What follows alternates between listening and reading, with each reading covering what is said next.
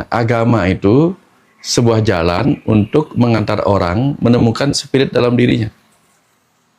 Kalau orang itu tidak berhasil menemukan spirit dalam dirinya, biasanya bukan karena agamanya yang salah, karena dia yang tidak menggunakan sebaik-baiknya agama itu untuk membantunya menemukan spirit dalam dirinya. Jadi agama itu tidak untuk membuat orang itu malas. Misalnya di Islam ya, saya mungkin sering memakai itu karena banyak ajaran bagus di situ. Kebersihan adalah bagian dari iman. Itu kan sudah benar itu. Tapi negara-negara yang kotor itu adalah justru banyak negara-negara yang beragama, betul? Iya, betul. Ya. Kenapa orang Jepang tidak ada agama seperti itu? Dia sudah melakukan itu, sudah melakukan apa yang diajarkan di Islam. Dia sangat-sangat Islami gitu ibaratnya ya.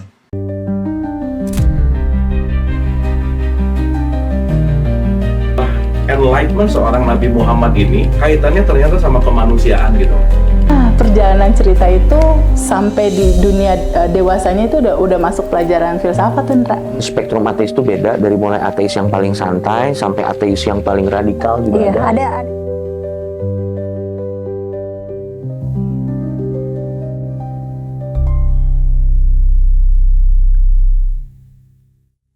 Dan bagi jiwamu sendiri.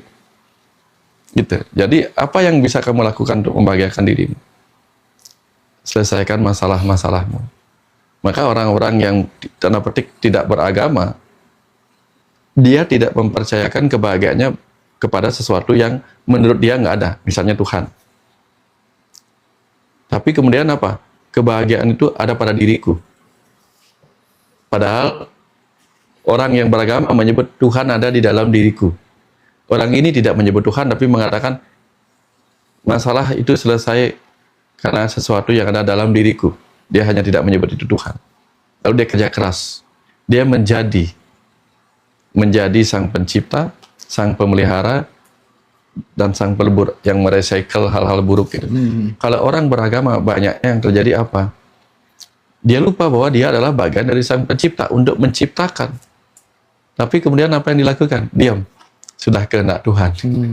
Dia tidak menggunakan potensi pikiran yang sudah diberikan Tuhan untuk apa? Untuk merancang kebenaran itu dalam hidupnya. Kebenaran apa? Kebenaran perhitungan dalam membangun. Kebenaran perhitungan dalam merencanakan. Terus dia bilang apa? Kalau gagal dia bilang apa? Ini sudah kehendak Tuhan. Padahal Tuhan dalam dirinya menyahut, enggak, kamu enggak melibatkan aku, kamu hanya mengerjakan berdasarkan ego dan pikiranmu. Aku sebagai percikan Tuhan dalam diri enggak pernah kamu libatkan. Kamu enggak pernah bicarakan dengan aku. Pernah enggak kamu duduk sebagai pikiran yang diam untuk mendengar aku sebagai percikan Tuhan bicara padamu? Itu pun enggak pernah kamu lakukan. Apalagi dengan ku yang besar di alam sana. Tahu-tahu ketika ada masalah dalam hidupmu, kamu katakan, akulah yang mengaturnya. Kebayang Mas Hendra kejadiannya seperti ini. Nah, jadi ini yang mungkin menyebabkan orang-orang yang kita sebut tidak beragama itu justru menyelesaikan masalah lebih baik dibandingkan orang-orang yang hidup di daerah-daerah yang beragama. Kenapa? Orang yang tidak beragama, yang menurut kita tidak beragama, dia menyelesaikan masalahnya dengan sesuatu yang tidak dia sebut Tuhan dalam dirinya. Orang-orang yang beragama justru seringkali menyerahkan, ini urusan Tuhan. Jadi kejadiannya begitu. Negara-negara yang maju yang kita sebutkan tadi itu kan membangun spiritualitas tanpa kelembagaan, tanpa sebuah institusi gitu ya. Dia tidak mengandalkan institusi agama, tetapi mereka lebih pada mempraktikkan nilai-nilai moral, kemanusiaan dan integritas. Jadi itu mungkin yang disebut sebagai spiritualitas yang sejati gitu Pak Wen. Iya, karena kalau kita bicara tentang spiritual dalam spiritual, spirit artinya semangat. Maka ketika orang menemukan semangat hidupnya, kalaupun dia tidak beragama, sebenarnya dia sudah menemukan spirit itu sendiri. Nah, agama itu sebuah jalan untuk mengantar orang menemukan spirit dalam dirinya. Kalau orang itu tidak berhasil menemukan spirit dalam dirinya, biasanya bukan karena agamanya yang salah, karena dia yang tidak menggunakan sebaik-baiknya agama itu untuk membantunya menemukan spirit dalam dirinya. Jadi agama itu tidak untuk membuat orang itu malas. Misalnya di Islam ya, saya mungkin sering memakai itu karena banyak ajaran bagus di situ. Kebersihan adalah bagian dari iman. Itu kan sudah benar itu. Tapi negara-negara yang kotor itu adalah justru banyak negara-negara yang beragama, betul? Iya, betul. Ya. Kenapa orang Jepang tidak ada agama seperti itu? Dia sudah melakukan itu, sudah melakukan apa yang diajarkan di Islam. Dia sangat-sangat Islami gitu ibaratnya ya. Makanya di situ. Nah, di Hindu juga sama. Ya, Trihita Karana. Apakah orang yang belajar Trihita Karana pasti melakukan itu? Enggak semua. Enggak semua. Ya, saya sering ketemu di jalan orang membuang sampah sembarangan dari mobil. Lupa. Saya ketemu orang bertengkar dalam satu keluarga satu sama lain.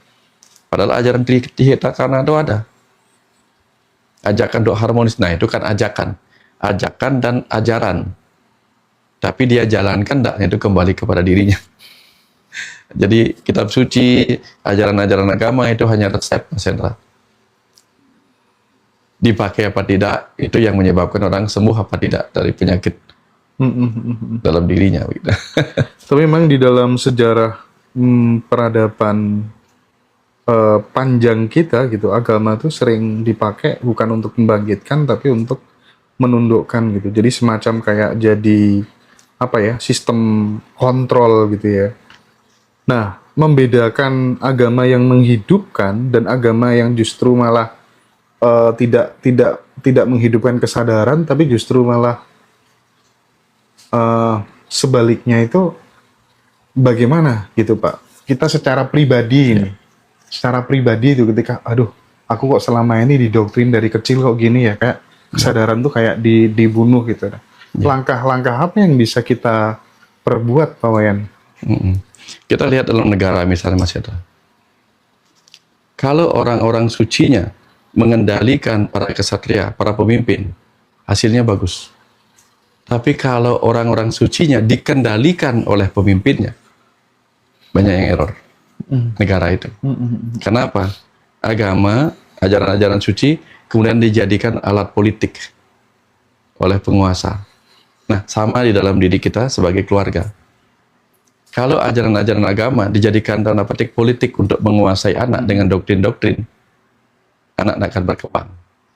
Tapi kalau ajaran agama dipakai untuk menumbuhkan kematangan, kedewasaan, moralitas anak, hasilnya lain.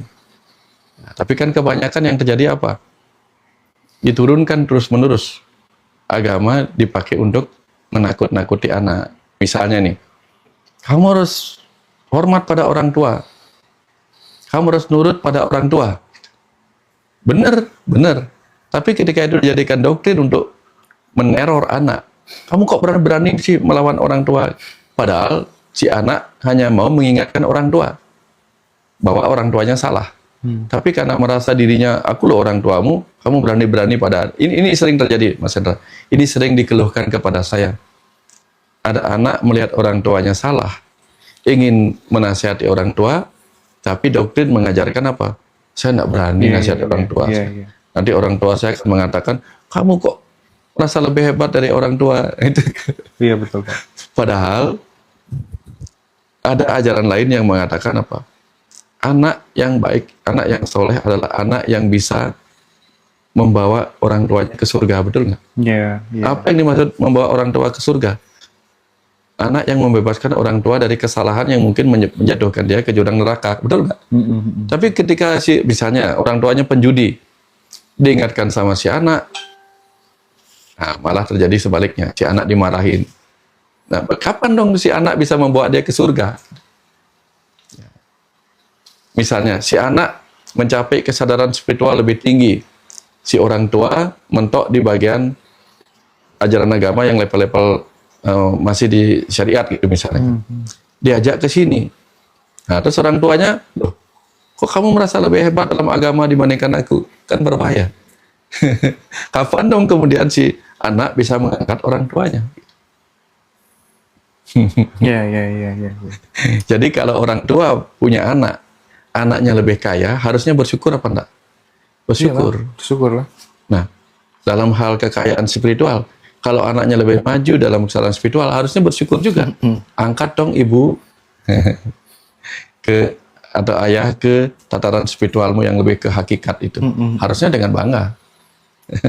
Nah, gimana ya supaya teman-teman kalau yang sudah-sudah kan kita udah lelah ya nonton pertunjukan tentang teman-teman yang sibuk berdebat soal doktrin, soal ritual dan simbol gitu. Bagaimana lebih pada kita itu kembali ke inti ajaran semua nabi itu yang namanya cinta dan kesadaran itu kira-kira bagaimana? Perlukah kemudian terjadi sebuah evolusi dari agama formal menuju agama kesadaran gitu kira-kira? Kalau saya pribadi Mas Hendra, saya selalu tunjukkan bahwa apa yang saya pelajari ini membahagiakan saya. Oke. Kalau orang melihat saya bahagia dengan apa yang saya pelajarin, sementara mereka tidak bahagia dengan apa yang mereka pelajarin, mereka akan ngikut saya tanpa perlu saya paksa. Oh iya. Jadi kalau kita mengikuti ajaran Nabi yang luhur, yang hakikat itu, dan kita bahagia, tidak terguncang oleh apapun penilaian orang lain, mereka akan ngikut kita. Tapi kalau kita terguncang, kita sendiri belum bisa membuktikan bahwa dengan mengikuti ini kita jadi lebih baik. Jadi cara yang paling bagus menurut saya adalah jika kita benar-benar mengikuti ajaran orang-orang suci, ajaran Nabi, ajaran kitab suci, jadilah lebih baik daripada mereka. Jadilah lebih bahagia walaupun nggak punya apa-apa daripada mereka. Dan itu bisa ya Pak ya? Jadilah lebih manusiawi daripada mereka. Jadilah penuh kedamaian, penuh sifat kemanusiaan daripada mereka. Kalau itu yang mereka lihat, kok orang ini disukai banyak orang, sementara aku enggak. Sesederhana itu sih. Hanya perlu membuktikan. Vibrasi nggak bisa bohong ya Pak? Iya, betul-betul. Ya. Teman-teman jangan lupa yang mau acara ketemu sama Pak Wayan offline di bulan Desember tanggal 20 di Bali ya. Desember? Desember. Oh, Desember. Jadi nanti kita juga bikin acara retreat khusus buat Pak Wayan juga. Terus nanti ada yang kolaborasi dengan TVB di Badan Revolution ya teman-teman. Silahkan di Hotel Aston Denpasar. Aman dari banjir ya. Dan di segmen setelah ini nanti kita akan dengarkan bersama bagaimana pesan ayah dan ibu semesta. Karena di Bali itu kan sebenarnya jarang ya tragedi banjir seperti yang kemarin di Denpasar itu. Nanti kita akan coba gali lebih dalam kira-kira ada pesan apa dari ayah dan ibu semesta. Mudah-mudahan dengan pesan itu bisa menjadi evaluasi, perbaikan dan penyempurnaan langkah kita bersama, tak hanya di Bali tapi di manapun teman-teman berada. Kita belajar terus ya. Mudah-mudahan makin hari makin kesini makin aware gitu ya, makin terbuka dengan sebuah kebenaran dari manapun itu gitu ya.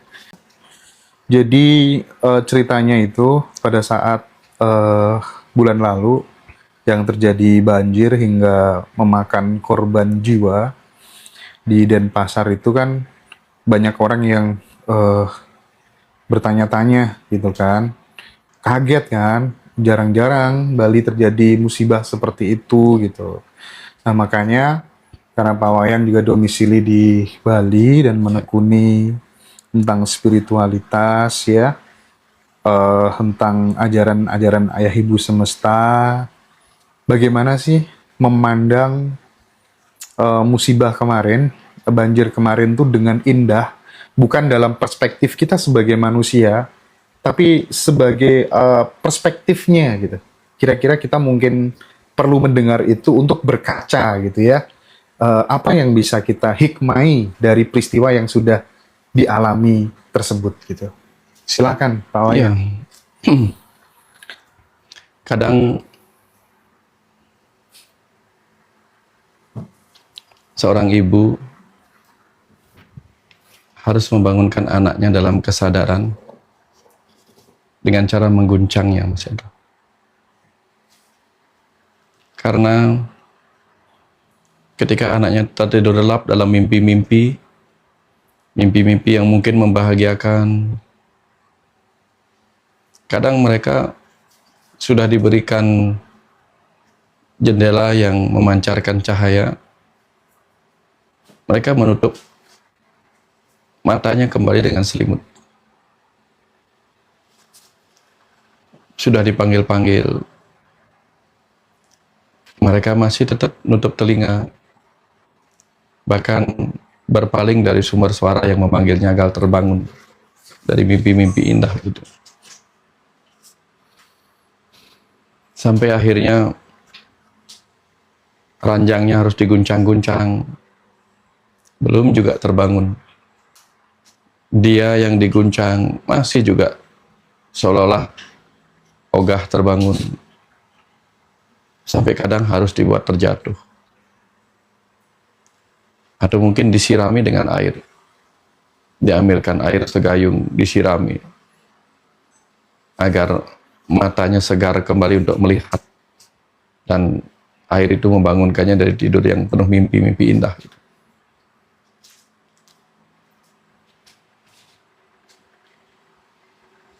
Bali seperti itu, Mas Hendra. Anak-anak sedang tertidur lelap oleh mimpi-mimpi kemewahan, mimpi-mimpi tentang keduniawian, sehingga mereka melupakan pengingat-pengingat leluhurnya. Jangan membangun rumah-rumah di sepanjang tempat saudara-saudara empatmu berdiam, di gunung, di hutan, di aliran sungai, di danau-danau. Jangan ganggu saudara empatmu yang sedang menjaga hidupmu. Tapi banyak anak-anak kemudian melupakan itu, Mas Hendra. Sampai kemudian kehidupannya diguncang, ya, dibuat sepi untuk mengingat siapa dirinya, dibuat sepi. Kemarin dihadirkan pandemi yang membuat orang tanah Bali, tanah Nusantara ini, untuk mengingat kembali siapa jati dirinya. Belum juga terbangun. Diguncang dengan gempa, masih juga belum terbangun. Disirami dengan air yang sedemikian banyaknya mengguyurnya, sampai dia terjatuh dari tempat tidurnya, kehilangan. Bangun sejenak, tapi hanya untuk pindah ke kasur yang lain, lalu tidur lagi.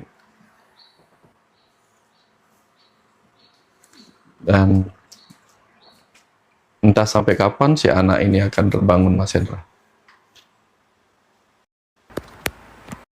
Entah sampai kapan terlelap dalam mimpi-mimpi tentang keduniawian, sampai merusak keindahan tempat tidurnya sendiri, sampai menghancurkan tempat tidur di mana mereka akan bisa menikmati istirahatnya sendiri. Akhirnya sekarang, Mas Hendra, anak-anak tertidur dalam kegamangan. Setiap kali hujan, mereka terperangkap dalam kecemasan, jangan-jangan ini terulang, jangan-jangan ini terulang. Tapi mereka tidak bangun bersama-sama dalam kesadaran. Masih ada yang enggan untuk melakukan gerakan-gerakan yang sama-sama terbangun. Mereka malah terjebak untuk saling menyalahkan satu sama lain, bukan sama-sama terbangun, lalu melakukan yang terbaik di tempat tidur mereka ini. Sebagai ayah dan ibu, apa yang akan dilakukan? Ibu Pertiwi sudah mengguncang,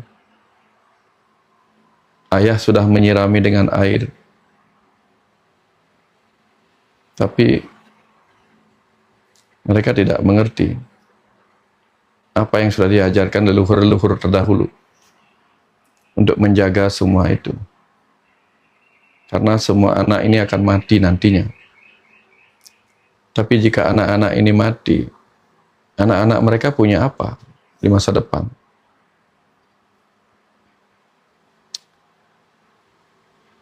Kita mengizinkan orang-orang luar menginap di sini, Mas. Orang-orang luar, bukan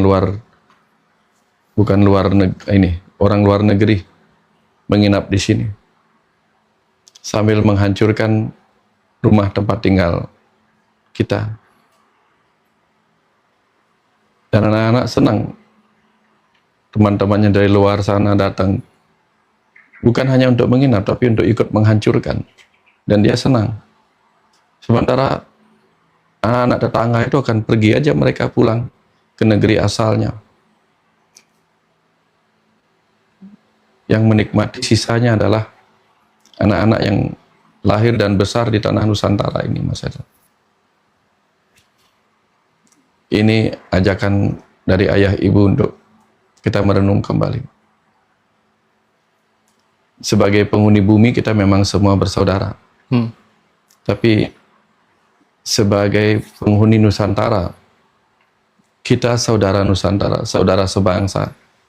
Dan di luar sana ada tetangga di negeri lain yang sedang menginap di tempat kita, yang kadang membawa gaya mereka menginap di rumah kita, kadang membawa kebiasaan-kebiasaan mereka yang membuat kita lupa untuk menjaga budaya kita, kebiasaan kita, dan kita ikut senang dengan itu, lupa bahwa ke depan bangsa kita akan bisa juga hilang, seperti anak-anak yang tinggal di sebuah rumah, sementara tuan rumahnya sendiri akhirnya pergi, karena kebanyakan orang lain menikmati di sana. Jadi orang-orang luar akan datang sebagai orang-orang membawa budayanya sendiri. Pelan-pelan budaya kita akan hilang, kita menjadi seperti mereka. Lama-lama kemudian, anak-anak negeri ini akan hilang di tanahnya sendiri. Ini sangat perlu direnungkan. Kita sudah mempunyai ibu yang baik, ayah yang baik. Ayah langit memberi kita langit yang biru. Ibu memberi kita aliran-aliran sungai yang luar biasa, hutan-hutan yang luar biasa, keindahan alam yang luar biasa. Tapi kita memilih untuk merusak rumah kita sendiri. Lalu kalau ada kelahiran kembali, kita mau lahir di mana? Maka jangan heran kalau kita kemudian lahir di tanah yang kita hancurkan sendiri. Nah, ibu dan ayah angkasa sedang memberi pengingat seperti itu. Musim tidak akan berhenti bergulir. Musim hujan akan datang lagi, musim kemarau akan datang lagi. Tapi jika rumah tidak diperbaikin saluran-saluran air keluarnya untuk mengizinkan air mengalir kembali ke samudra dengan lancar, maka rumah kita tergenang.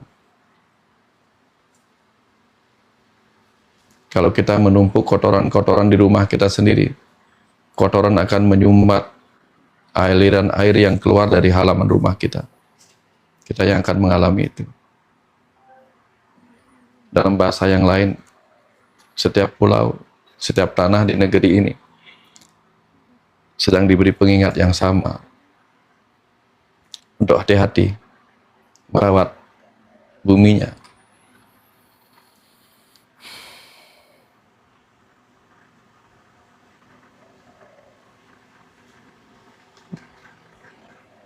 Kalau bukan kalian yang menjaga bumi ini,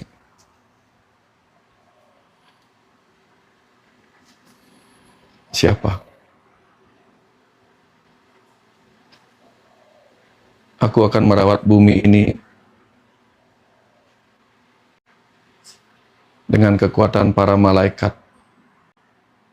Tapi jika para malaikat tidak berhasil masuk ke dalam jiwa kalian untuk membimbing kalian menjaga dengan sifat-sifat malaikat dalam diri kalian, lalu siapa?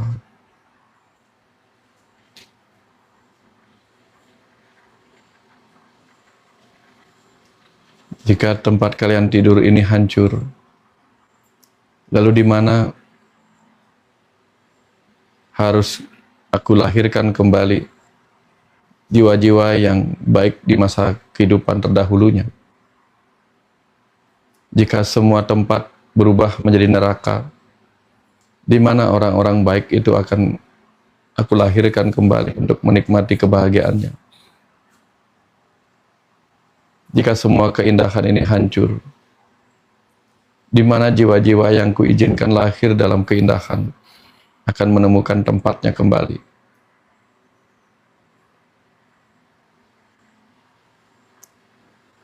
Aku memintamu memanggil sifat-sifat malaikat dalam dirimu untuk menjaga tempat ini,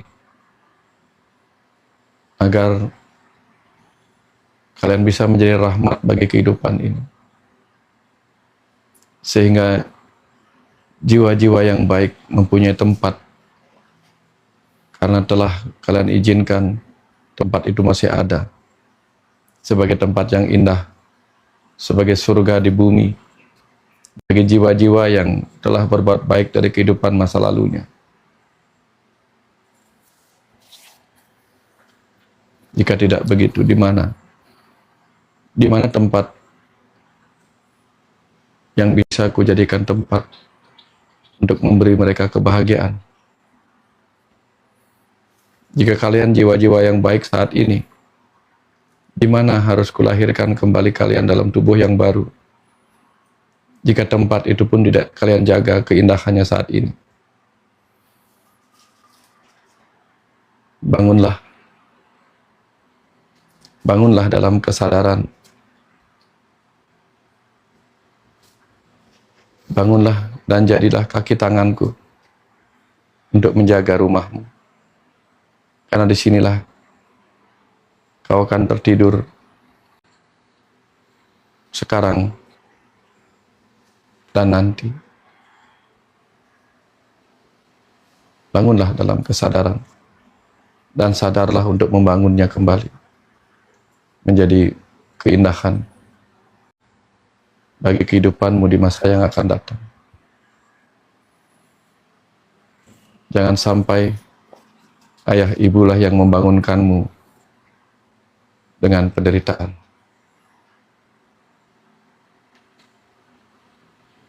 Karena aku tidak suka melakukan itu.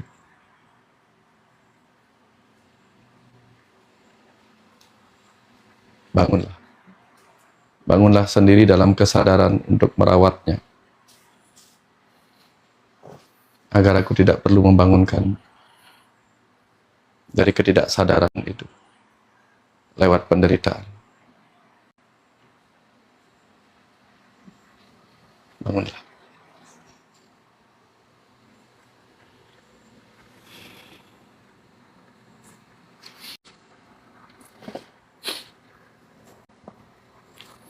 Oke. Jadi pesan-pesan seperti ini yang kita butuhkan ya, teman-teman semuanya, untuk kembali mengingatkan kita sebagai alarm supaya makin hari makin sadar gitu